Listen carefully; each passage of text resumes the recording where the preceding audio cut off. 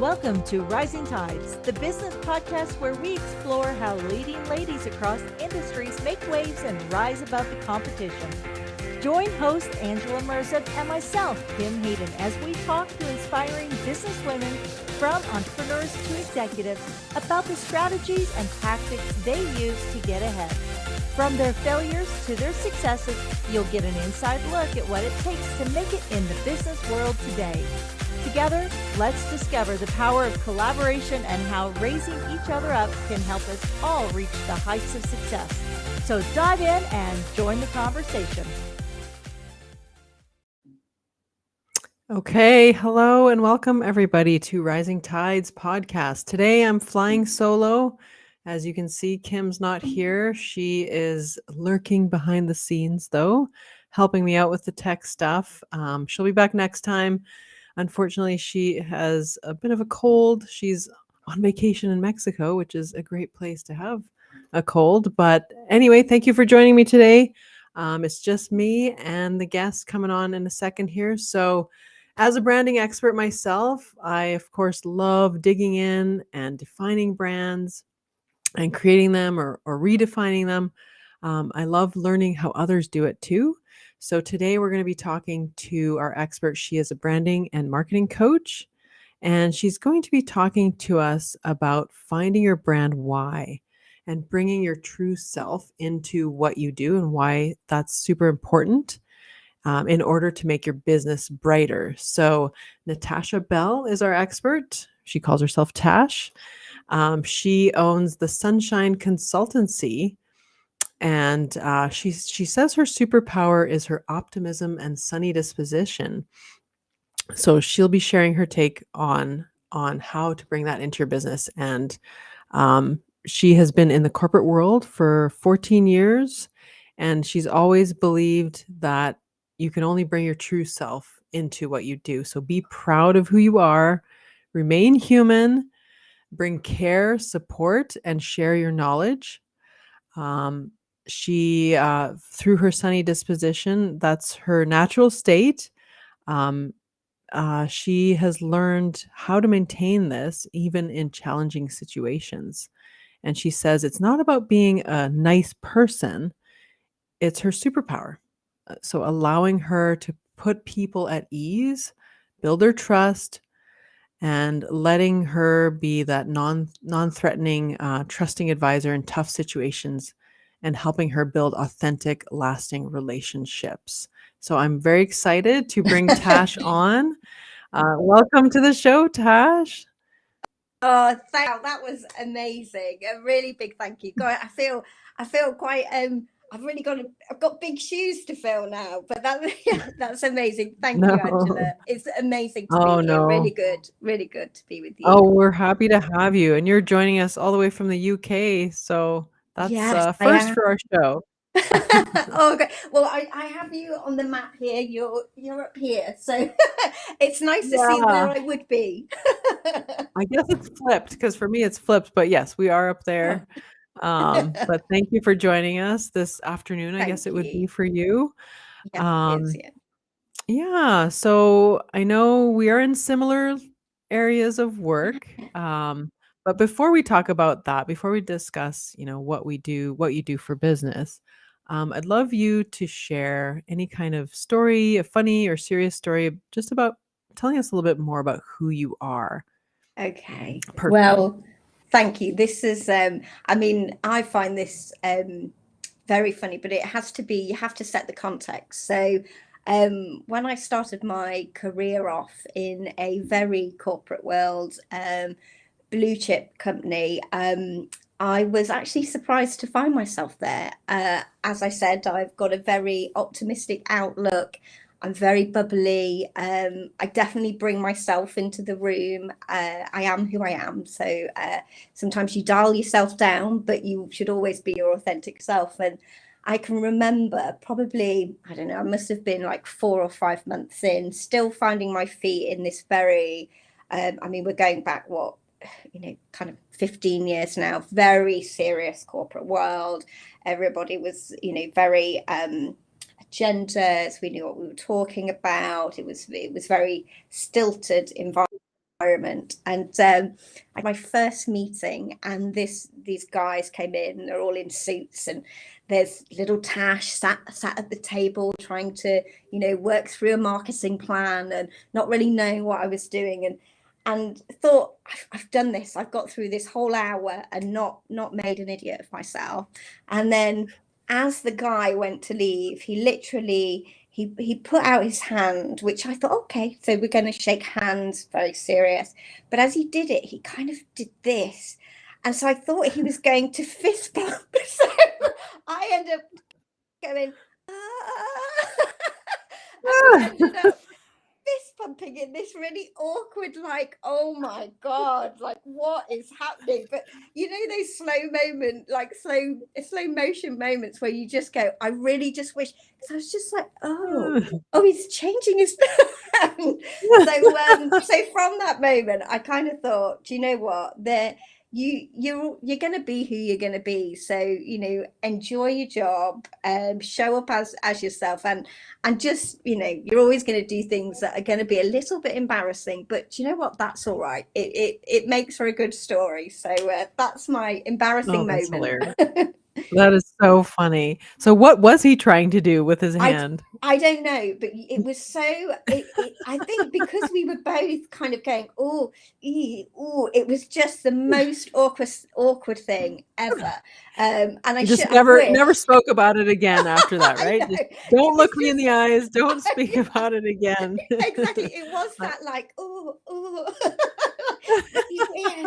but yeah, it was an interesting vibe in the room. It definitely was like, so yeah. Well, you must be my spirit animal, because I do stuff like that all the time. I embarrass myself constantly. I remember being just jet lagged on a flight. I was a teenager. I can't remember where we were flying to, but it was a long flight. And somebody in front of me must have also been jet lagged too, I hope. She was really grumpy and turned around and said, "It's freezing in here. Would you close the window?" And I went, and I closed the blind on the airplane window. And my sister was like, "You idiot. Windows don't open in airplanes." Yeah. We would be sucked out. I was like, "Oh yeah, right. Sorry. I'm going to go back to sleep here." But that's too funny. I love that. I think it makes you remain human, doesn't it? Through all of the things in your life. Humble. It keeps you humble. Yeah. And I think the other thing I said on that flight was we were flying over England. Oh wow. Heathrow.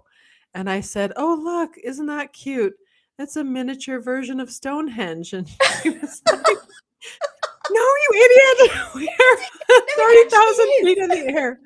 Okay, I'm really not this stupid usually, but when I don't have sleep, that's one of my core values is get 8 hours of sleep a night. So. I mean, I had sleep, so I don't know what was wrong with me that day. You were just in a new environment, right? Yeah. Trying to, be fit in. And, I hear this a lot. I think things are changing though out there, thankfully, because I would be that person in the boardroom, like spinning in my chair and going, wee, right? I'm kind of a little bit goofy. I have a goofy side, right? I don't take myself too seriously. And it can be kind of scary to show our true colors in that sort of environment. Do you feel like that's shifting and changing a little bit, like I for the think professionals out there?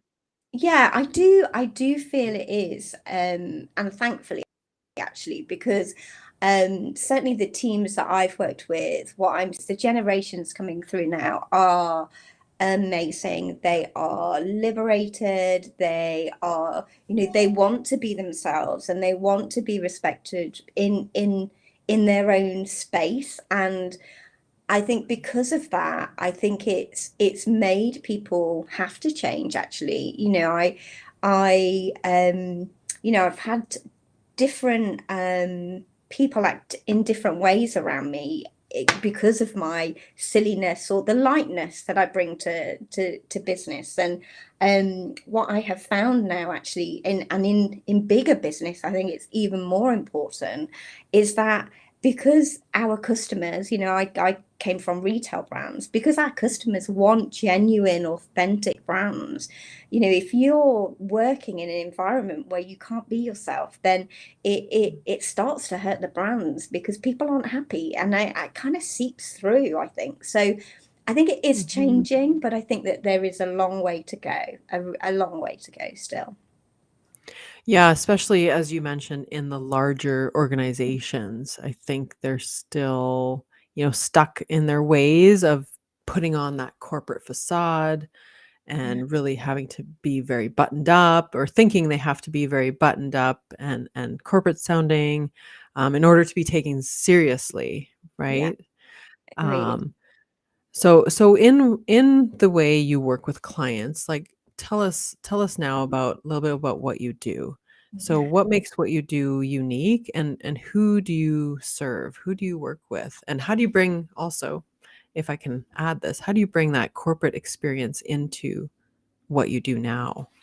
Okay. So the way I approach things, so the reason I set up the Sunshine Consultancy was because of that bigger purpose. So it was because I really truly believe that doing serious work means it doesn't mean you have to be serious all the time. And actually, the more at ease you are with yourself, the more you can open yourself up to vulnerability, to really get to kind of like the nuts and bones of understanding your brand. So what I do at the moment is I work in a very bespoke way depending on what my clients need. So I have very different businesses. Some are they're small to medium businesses. So some are, say, up to about 10 people within their business. I've also got some solopreneurs.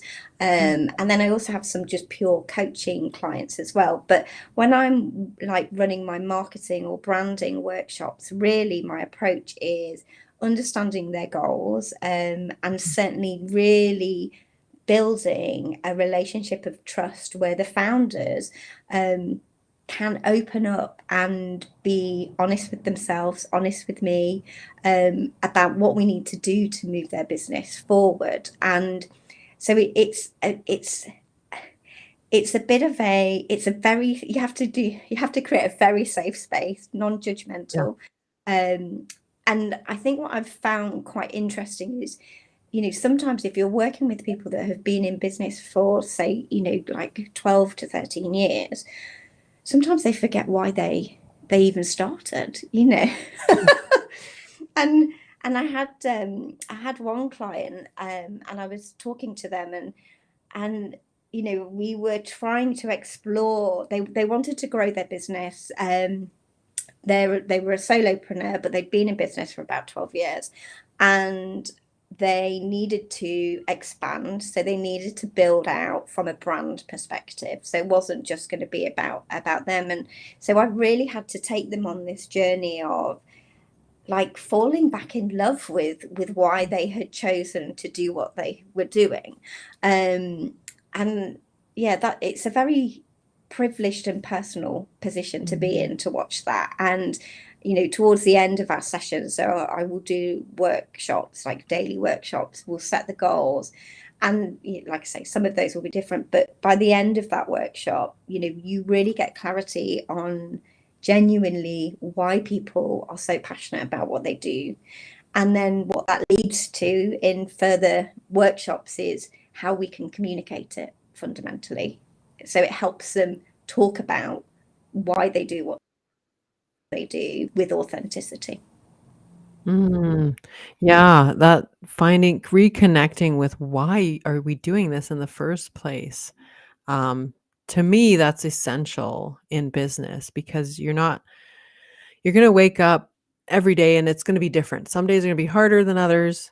You're going to have to, give yourself a reason why you're actually doing this thing some days, right? Mm. And not something else, and not throwing in the towel. So, when you're talking with that company that was 12 or 13 years old, and you were starting to dig in there, asking them about, their why, was there any pushback? Was there any strange looks? Sometimes I get these, like, why are we talking about this? I thought we were just like setting metrics and doing the Yeah. tactics and doing the marketing, right? So how do people respond to you when you start digging into these deeper questions? Like you developed this atmosphere of trust and respect and a safe space, but how do they respond to some of these questions you ask about their why? What is their reaction? Yeah, I think, I mean, that's a great question. So sometimes it can be uncomfortable. I think through the years I have learned how to hold the space of uncomfortableness. Mm.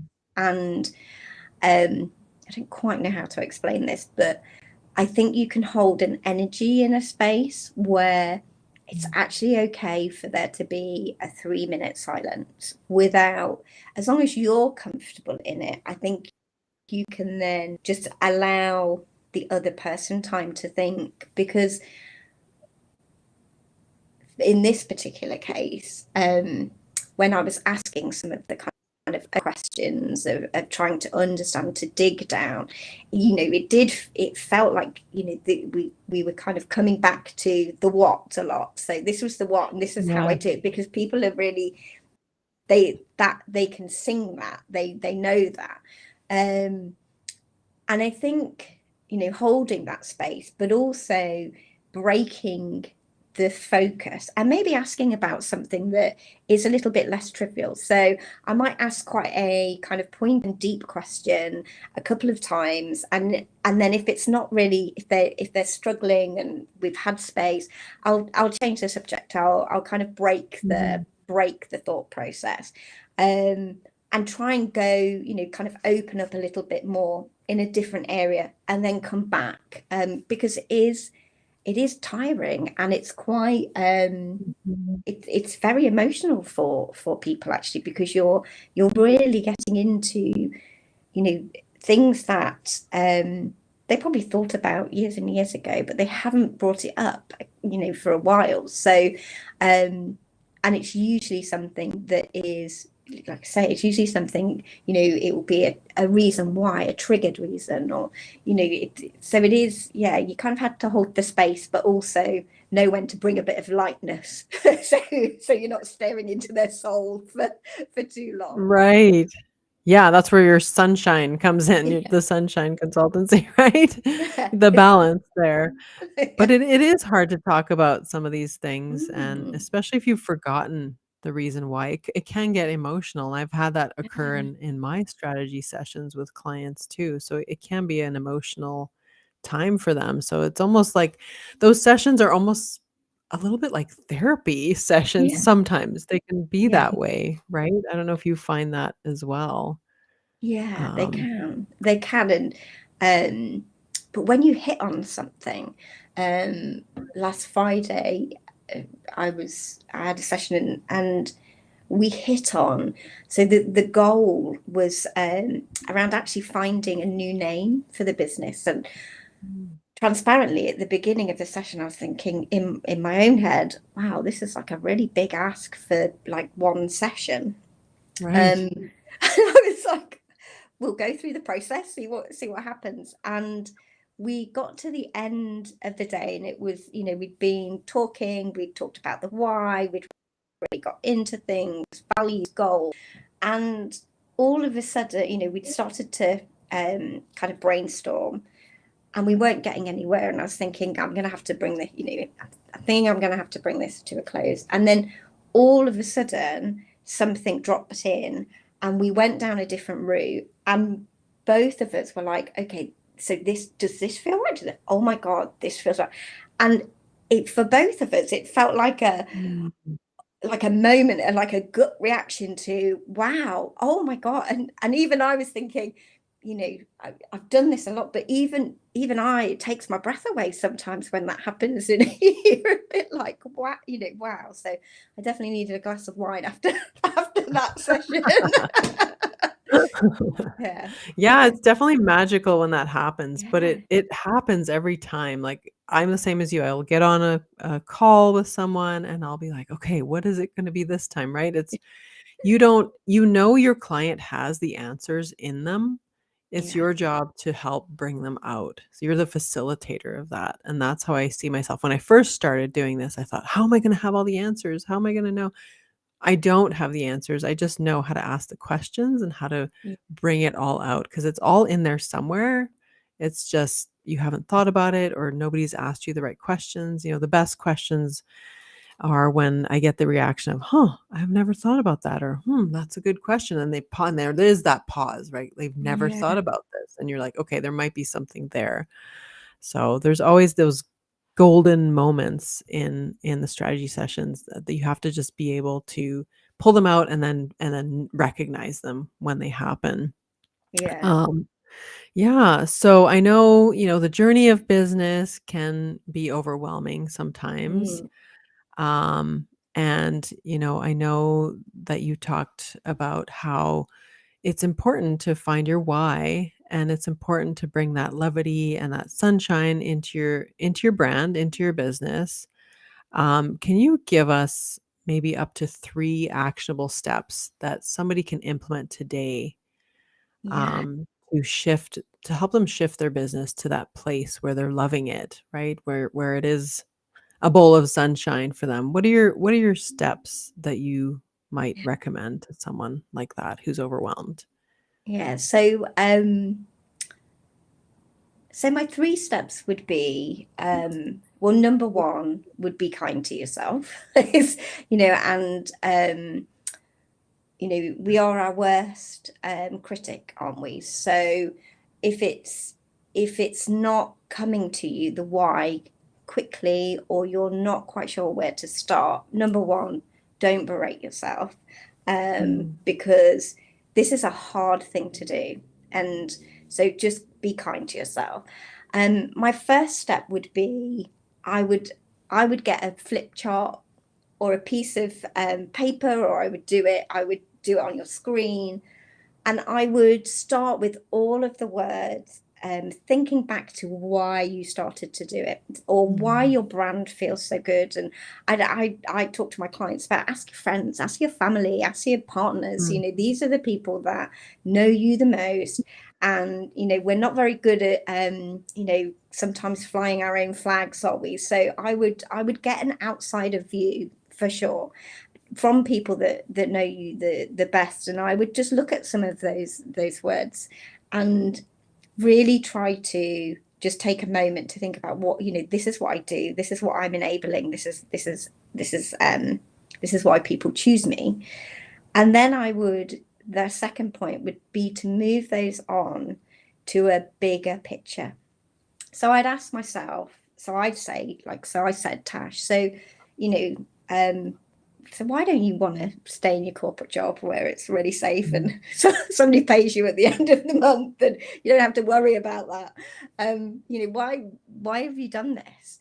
And at first I was like, well, I want to be my authentic self, and I want to do that. And then I was like, no, this is bigger than me. So I'd really encourage everybody to think about, this is bigger than you. What are you trying to do for others?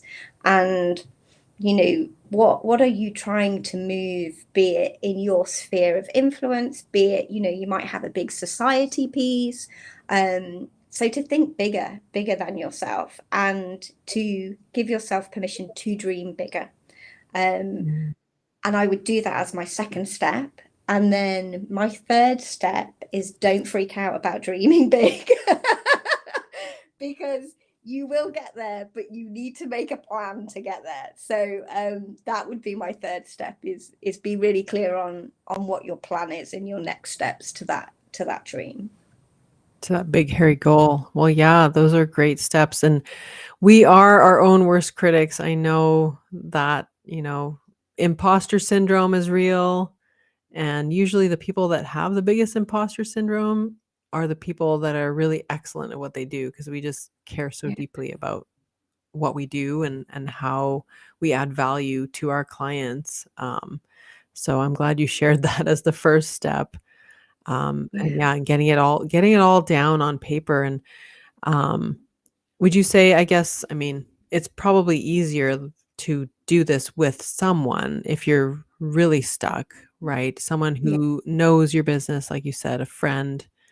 who has known you for a while, knows what you're trying to achieve. Sometimes we are like, I use this analogy of, as a business owner, it's like we're stuck inside of a bottle and we're trying to read the label Yeah, on the outside of the bottle. And sometimes it's really hard for us to come out and yeah, that's see our business the way others, like the way our clients see it, and to understand, what value, how they value us and how they see us.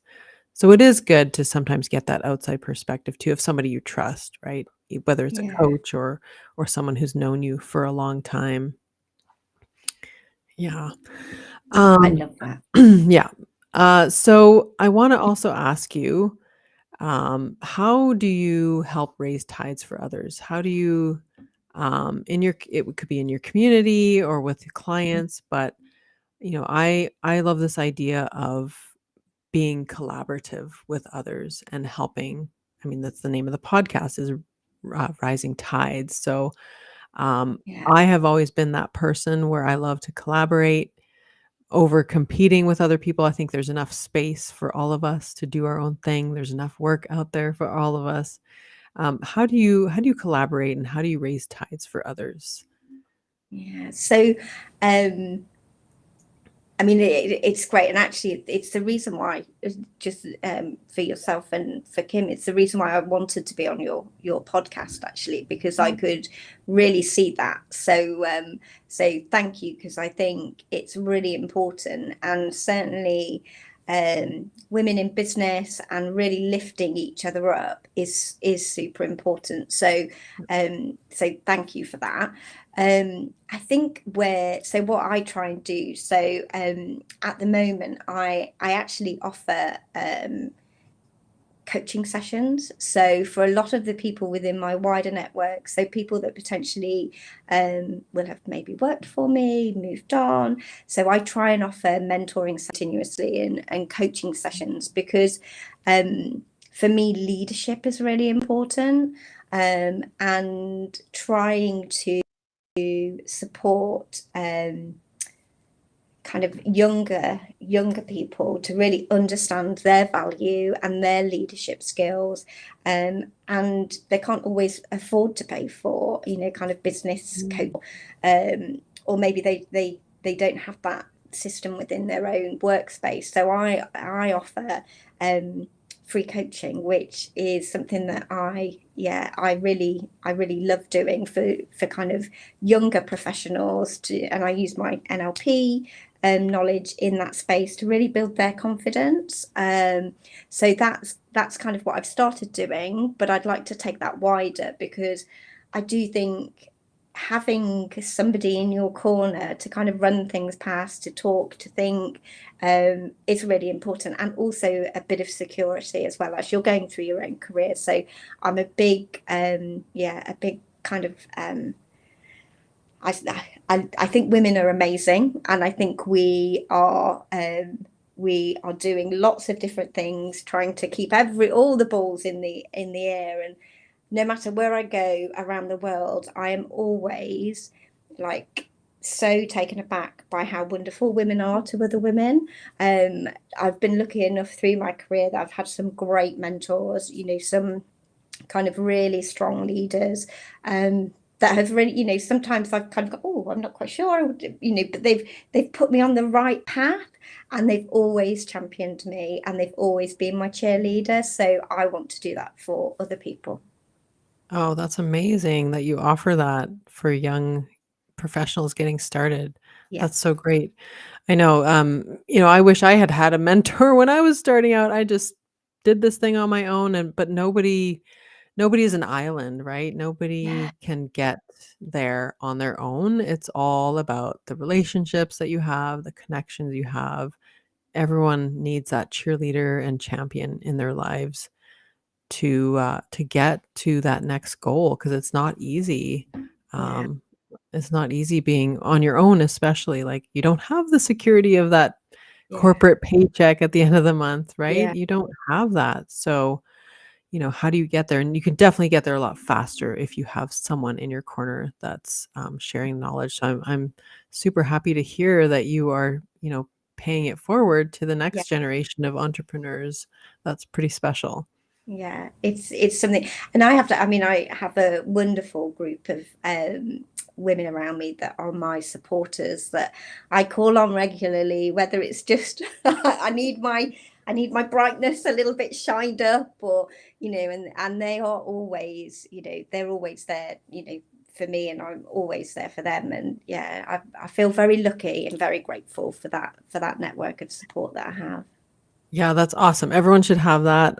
Like I say, I didn't have that in the beginning, and then I got connected with some groups that of other creatives and professionals that, were like me, and it just catapulted. It just helped me launch into a different zone of business. So, if you're starting out, I really recommend, finding those people and that network to really help you grow and build upon your success. So you'll get there a lot faster if you do that. So I have a few more questions left here to ask you. So I want to know, we ask all our guests, like, what are they reading right now? What's feeding your soul?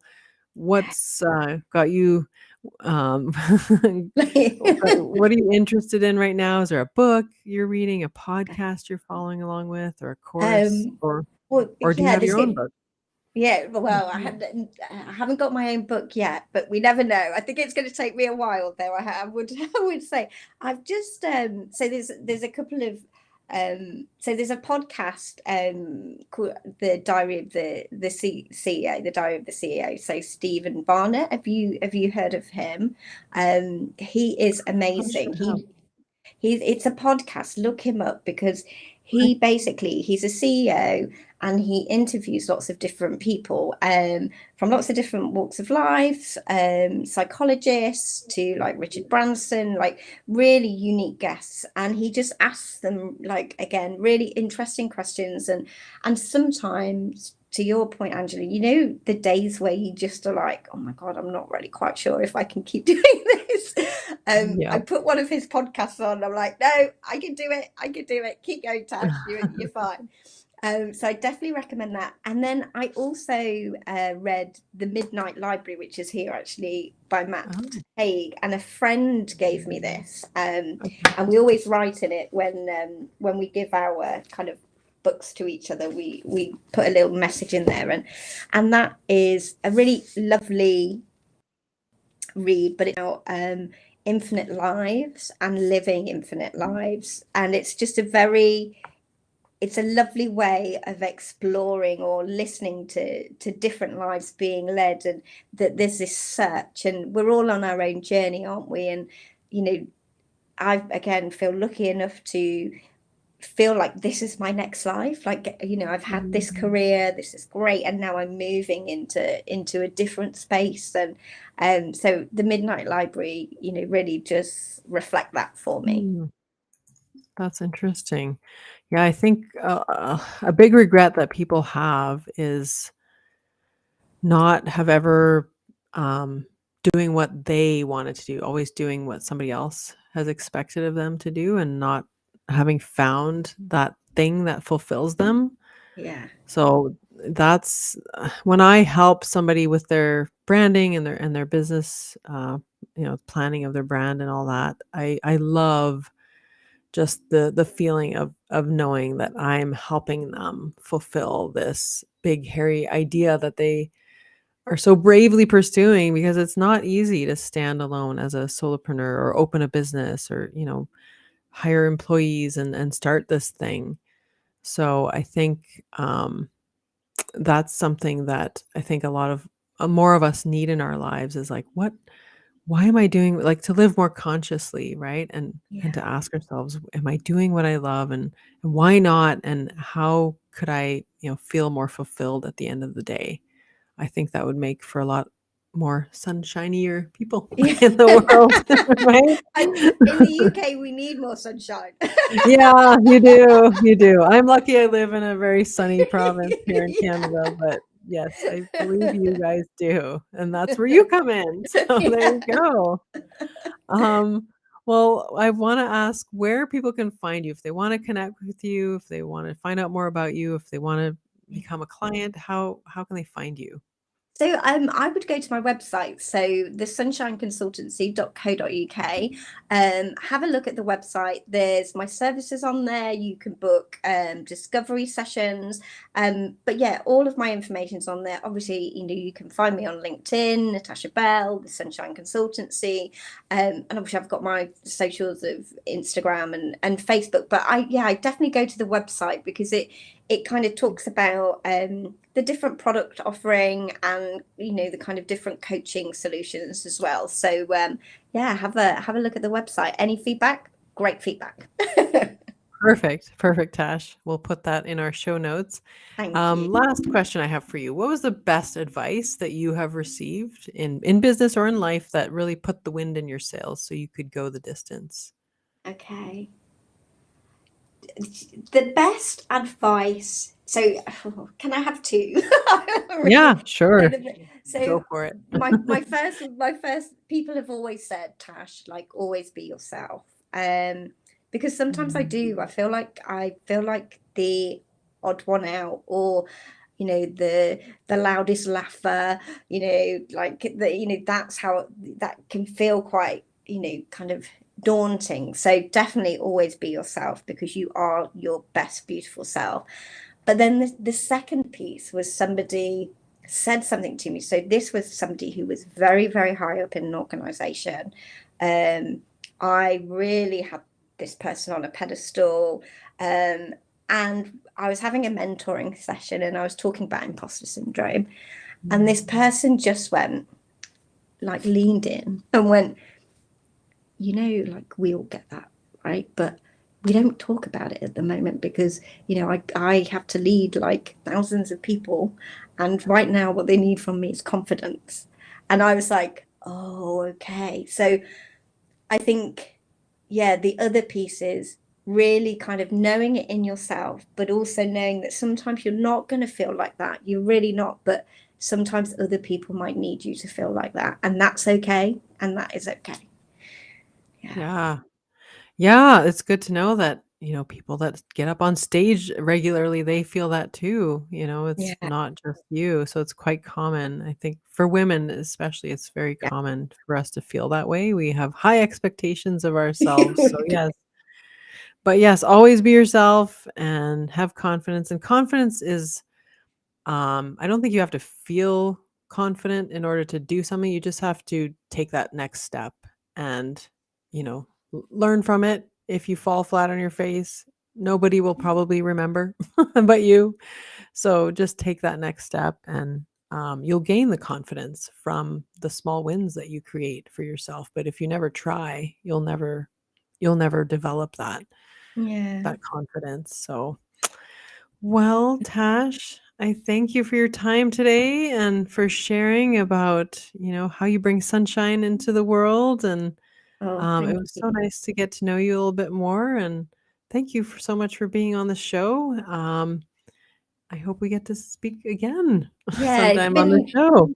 Yeah, it's been lovely. Thank you, and thank you to Kim, because like I say, it's really amazing to have this space to talk, and so it's been lovely, really lovely. So hopefully I'll be back at some point.